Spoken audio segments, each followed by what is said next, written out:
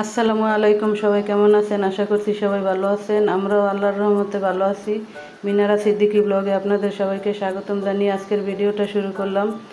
আজকে কোনো blog video না, আজকে আমি আচার বানাবো কয়েক রকম, সেই রেসিপি আপনাদের সাথে শেয়ার করব।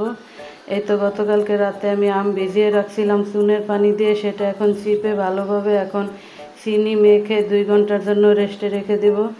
আসলে আমার কাছে আচার একটা ইমোশনের জায়গা বলতে পারেন। আমার খুবই কাছের প্রিয় একজন মানুষ ছিল, সে খুবই আচার পছন্দ করত। প্রতি বছর আমের সিজন আসলেই বলতো, আপা আমার জন্য আচার বানাবে। তখন আমি যেইভাবেই পারতাম, তখন তো আর ইউটিউব দেখতাম না বা এত রেসিপি জানতাম না। এখন তো আপনাদের কাছ থেকে শেখা সব কিছুই। তখন তার জন্য আমি আচার বানাইতাম, সে খুবই মজা করে খেত। গত বছরও তার জন্য আমি আচার পাঠাইছি, হয়তো সে খেতে পারছে কি না আমি জানি না। তার সাথে এখন আর কথা হয় না, সে এখন অনেক দূরে থাকে। হয়তো সে আমার ভিডিও দেখে না, আমার সাথে কথাও বলে না, কিন্তু তাকে তো আমি খুবই ভালোবাসি, তার প্রতি আমার খুবই ভালোবাসা।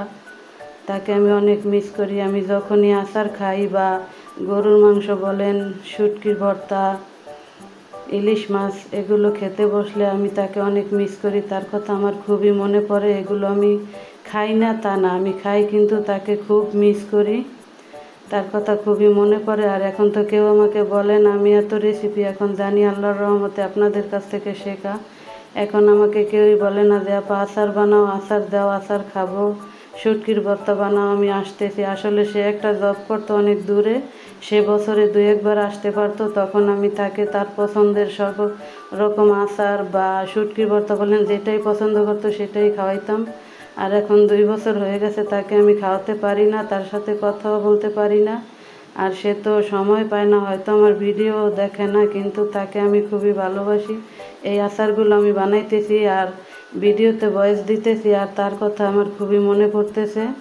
তার জন্য অনেক দোয়া। তার জীবনে যত সকল ঘটনা ঘটে গেছে, সেটা সে পিছে ফেলে যেন সামনের দিকে এগিয়ে যেতে পারে, সেটাই আমার আল্লাহ পাকের কাছে চাওয়া।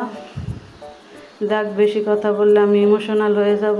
এই তো আমি এখন আচারগুলো একে একে সব রকমের আচার বানিয়ে রাখলাম, আর 4-5 রকমের আচার বানাইছি। আসলে এগুলো এখন আমি কিভাবে খাবো জানি না, খেতে গেলেই তার কথা আমার মনে পড়ে যায়। সে এই বছর হয়তো আচার খেতেও পারবে না, কারণ সে অনেক দূরে থাকে। কিভাবে খাবে বা আমি তাকে কিভাবে খাওয়াবো জানি না। তো আমি ওই দিন পুডিং বানাইছিলাম, সেটা আমি ফ্রিজে রেখে দিয়েছিলাম। সেই পুডিংটা এখন আমি ঢেলে নিতেছি। পারফেক্ট একটি পুডিং হয়েছে। আসলে রাতুলের বাবা বাইরে চলে যেতে পারে কয়েক মাসের মধ্যে। ভাবলাম তার পছন্দের কিছু কিছু খাবার তাকে খাওয়াই, হয়তো যাকে বেশি পছন্দ করি, ভালোবাসি, তাকে তো এখন আর খাওয়াতে পারি না। সে আমার হাতের জুরা মাংস পছন্দ করতো, তাই গত 2 বছর ধরে কিন্তু আমি জুরা মাংস রান্না করি না, গরুর মাংসের। সেটা আমার খেতে বসলেই তার কথা আমার মনে পড়ে যায়। এই তো এখন ওদের জন্য এই আচারগুলো বক্সে করে নিছি, এখন ওদের জন্য নিয়ে যাব, রাতুলদের বাড়িতে নিয়ে যাব। আজকে আমার কথায় কিছু এলোমেলো থাকতে পারে, প্লিজ ক্ষমা সুন্দর দৃষ্টিতে দেখে সবাই আমার ভিডিওটা দেখবেন, সাপোর্ট করবেন। অবশ্যই ভিডিওটা দেখার আগে একটি লাইক দিয়ে দেখবেন। আমি ওইভাবে গুছিয়ে কথা বলতে পারি না, কথা বলতে গেলে ইমোশনাল হয়ে যায়, আর ওইভাবে আমার মুখে কথা আসেও না, আপনাদের মতো এত সুন্দরভাবে আমি বুঝাইতে পারি না। তারপরে এই তো মা মেয়ে মিলে এখন বক্সে করে আচারগুলো নিয়ে রাতুলদের বাড়িতে যাব। আমার কিউট বেবিকে নিয়ে নিছি সাথে, এখন নৌকায় উঠে গেছি, এখন যাব। আর আমার কিউট বাচ্চা মাশাল্লাহ হিজাব পরছে, খুবই সুন্দর লাগতেছে। আসলে রাতুল এই আচারগুলো অনেক পছন্দ করে, ওর বাবা পছন্দ করে, তো তাই ওদের জন্য এটা বানানো হয়েছে।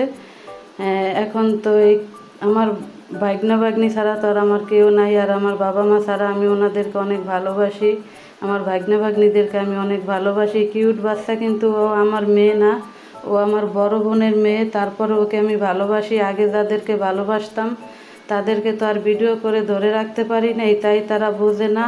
আমি কখনো বুঝতে পারি নাই যে ভালোবাসা যায়, কাউকে শাসন করা যায় না, তাই তারা আমাদের কাছ থেকে অনেক দূরে চলে গেছে।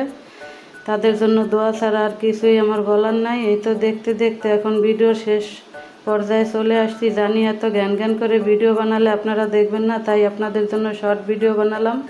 সবাই ভালো থাকবেন, সুস্থ থাকবেন, আর আমার কিউট বাচ্চাকে হিজাবে মানাইছে কিনা সেটা কমেন্টের মাধ্যমে জানাবেন।